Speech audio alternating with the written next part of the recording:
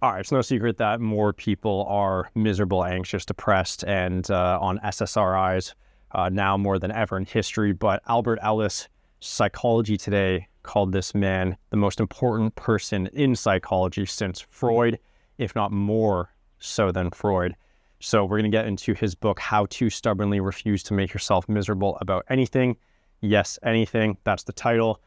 Could use some branding, but hey, you know what? The breakdown inside of it is one of the best frameworks ever for getting over your anxiety, your depression, whatever it is that you're dealing with, and making sure that you have the right emotional response to everything in the world that you're responding to. So the key concepts in this book, REBT, which stands for Rational Emotive Behavioral Therapy, basically is giving us a framework to actually think through. So when you think back to the Stoics or Epicurus or Marcus Aurelius, saying that it's not the things in life that disturb us, but our reaction to the things, right? So it's one thing to hear something like that, but it's another thing to actually systemize it and then break down how we can rationally get over those obstacles in our head. Because sure, it sounds nice, but when someone hurts you, someone lets you down, someone disappoints you, your boss is telling you've got deadlines or else you're gonna, X, Y, Z.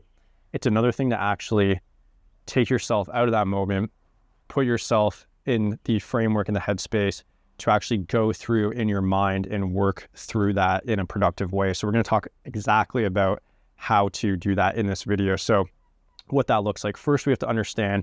So I took some notes. So we've got the three basic rational coping philosophies that REBT stresses, and they are unconditional self-acceptance, unconditional others acceptance, and unconditional life acceptance. So if you've read Freud before, he talks about how we disturb ourselves basically in Civilization and its Discontents. He outlines that we emotionally disturb ourselves from three different directions. So with the environment or conditions or circumstances. So that's basically everything outside of us. And then there's our personal relationships, which is others. And then we have ourselves as well.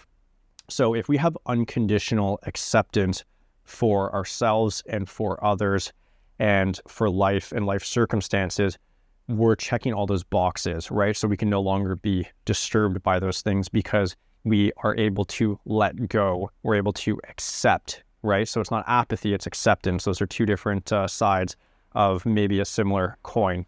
So from there, he says that you rate the thoughts, feelings, and actions of self, others, and life in accordance to your goal, but judge the function, not the person, place, or thing. So what Ellis is saying here is that we can get upset. I mean, if you stub your toe, you can get upset that you're careless and stubbed your toe, but don't get upset about the fact that you were careless, right? So then you're getting upset about the emotional disturbance and not just the actual real life thing that happened. So more on that in a bit, but REBT, again, Rational Emotive Behavioral Therapy. So whenever you have strong negative feelings because unfortunate things are actually happening to you, or imagine that they might occur, see whether these feelings healthfully follow from your wishes and desires to have better things occur, or are you creating them by going beyond your preferences and inventing powerful shoulds, oughts, must, demands, commands, and necessities? So what he's saying here is that we have a tendency, we'll call it, to masturbate. And this is actually a term by Albert Ellis.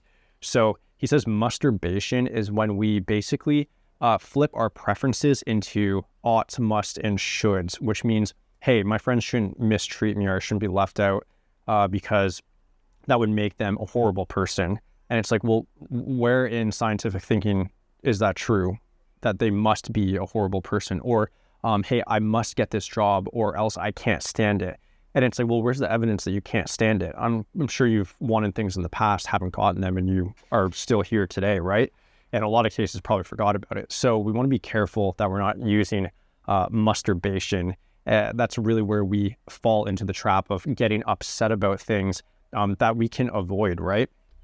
So in every instant that you feel anxious or over-concerned, look for your preferences and then find your masturbation.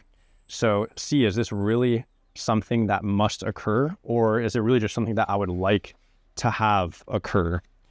So here are the main rules of the scientific method. So Albert Ellis says that basically we should always default and refer to scientific thinking when it comes to REBT and how we think through problems in our lives. So the first rule of scientific thinking then is accept reality as it is. So we are not accepting reality as we wish it to be, but as it is today, right? And we're going to deal with it. Number two is theories and hypotheses follow logic, right? That's it. Logic only, not preferences, not feelings, not wishful thinking. And the third one is science is flexible and non-rigid. So there's always exceptions to the rules, right? Like science is a questions-based framework. It's not something that has the answers. So be careful of those who have all the answers.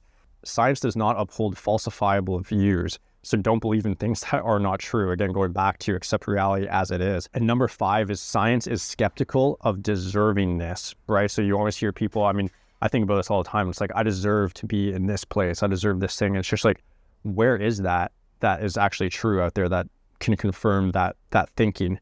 And then number six is science does not hold absolutes in regards to humans, affairs, and conduct, which means, again, we have to be flexible.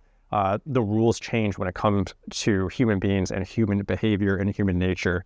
So when you needlessly make yourself miserable, you use two kinds of beliefs. So this is important to actually get into the framework that we talked about earlier. So we have to understand that there's two beliefs. There's rational beliefs and there's irrational beliefs. So your rational beliefs are thoughts and feelings and actions that help you feel healthy and behave effectively, that enable you to get more of what you want and less of what you do not want. So what are irrational beliefs? Well, they're the exact opposite. So your irrational beliefs are thoughts and feelings and actions that help you feel unhealthy and behave ineffectively, that interfere with you getting more of what you want and less of what you don't want. Pretty simple. Change your beliefs, change your life, right? So the three basic musts that create external problems are I must perform well and or win the approval of important people or else I'm no good. And then it's you must perform well and treat me fairly and not unduly frustrate me or else you are rotten. And then the third one is my life conditions must give me the things I want and keep me from harm or else life is unbearable and I can't be happy. So this is literally what people think about when they make themselves miserable. And it might sound silly and it's so simple, but it's part of what makes this framework so brilliant, because that is ultimately what we're always doing when we make ourselves anxious, depressed, or miserable. So when he says belief, what he really means is think, feel, and act, right? So if you want to change the way that you believe about something, you can change your actions around it. And then the way you think and feel about it will change that belief. So you can think of belief as like a main package, and then you can put think, feel, act underneath that package. So to change any single one of them, like if you want to change the way that you act, then you can change the way that you think, right? If you want to change the way that you feel, you can change the way that you act, you can change the way that you think. So they all impact one another. And then that will then, as a consequence, change the belief above that, right? So REBT is a self-treatment method that specializes in arguing and persuading. It holds that disputing irrational beliefs is one of the most important means of overcoming your emotional problems. So I'll get into the framework and what that actually looks like. G stands for your goal. So you can have your goal at the top. This is, we are goal-oriented creatures. Alfred Adler, one of the founding fathers of modern psychology, alongside Freud and Carl Jung, came up with this kind of thinking. And Albert Ellis was actually a student of Alfred Adler as well. So a lot of callbacks here to that kind of philosophy. If you get really into positive psychology, you'll find a lot of work goes downstream from Alfred Adler being one of the first. So again, coming back to the framework here, the REBT framework, you start with your goal, that's G. After that, you have your activating event, that's A. And then after that, you have B, which is your rational beliefs and your irrational beliefs. After that, you've got C, which is your consequences holding your irrational beliefs. After that, you've got D, which is disputing. And then after that, you have E, which is an effective new philosophy. So I don't know if you can see this well, but I wrote down what that looks like here for your reference. So you can see effective new philosophy, basically with the framework right there. You've got the irrational belief. You want to dispute it, have that effective new philosophy, do it over and over and over again until you have a new consequence as a byproduct of all that. So breaking down the hows of the most common irrational beliefs. Hopefully you can hear me over the church bells going on in the background. I think it's probably a nice little touch, but okay. So breaking down the hows of the most common irrational beliefs. So awfulizing, okay. Then we've got horribilizing, terribilizing. Then we have I can't stand it, itis, another term that Ellis came up with, which is I can't stand it. If I don't get that job, I can't stand it. If my brother doesn't leave this person, I can't stand it. If my dad doesn't buy me this for my birthday, I can't stand it. That's I can't stand it, itis. It's nonsense. So we want to get rid of those beliefs entirely. After that, we've got feelings of worthlessness and self-hatred. Obviously, you can't be happy if you hate yourself. Feelings of under-deservingness and self-domination. And then we've got finally belief in allness, neverness, and grandiosity. So we want to get rid of all of those right away. So there are only 3 variations of practical problems in reality: others, environment, self. So this is going back to what we were saying earlier with the universal life acceptance, others acceptance, and self-acceptance. When you understand that you can only be attacked from those 3 angles, recognizing it is the biggest part. So once you recognize that, then you can let it go, right? So you can choose your irrational beliefs by acting against them, by performing behavior that's contradictory to those beliefs. Because beliefs are made up of 3 factors, thoughts, feelings, actions, you can rewrite your beliefs by hijacking your actions. Actions are the easiest things to change. So like I was saying earlier, you can change your thoughts and feelings. The easiest way to change your thoughts and feelings to therefore change your beliefs is actually by changing your actions. For example, if you want to lose 20 pounds, then you can feel a certain way about it. You can think about it, but the easiest way to feel better about losing 20 pounds or needing to lose 20 pounds is to wake up early and go to the gym every single morning or get your 5,000, 10,000 steps in. Once you do that for 14 days straight, the way you think about approaching your goal is different. You have a different belief about it because now you're proving to yourself that you're capable of it, that it's something that's within your grasp. No matter how far off the goal is, you're rewiring and hijacking the way that you think and feel about those beliefs, right? So active reconditioning, or forcing yourself to keep doing what you are afraid of doing, rids you of irrational fears. While you are doing this fearful thing, show yourself that it is not really dangerous or fearful, right? So the best way to get over fear is to move directly in its direction, right? And then he actually breaks down even further how to overcome fear. So it says, show yourself that you will hardly die. There's no physical danger.